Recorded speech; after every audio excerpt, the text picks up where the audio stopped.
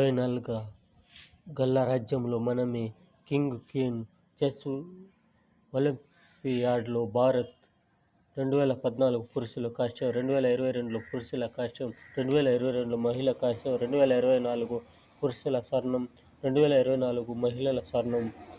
ఈ విధంగా ఈసారి స్వర్ణాలు మహిళలు గెలిచినారు, మగవాళ్ళు గెలిచినారు. అందరూ కలిసికట్టుగా ఇద్దరు సంతోషపరిచే విజయం సాధించారు. ఈ విధంగానే ముందు కొనసాగాలని కోరుకుంటాము. అన్ని చెస్లోనే కాదు, అన్ని ఆటలు సాధించాలని కోరుకుంటాము. అప్పుడే ఒలింపిక్స్లో భారత్ ఎంత వెనకాల ఉందో చూస్తాము. 50 దేశాలు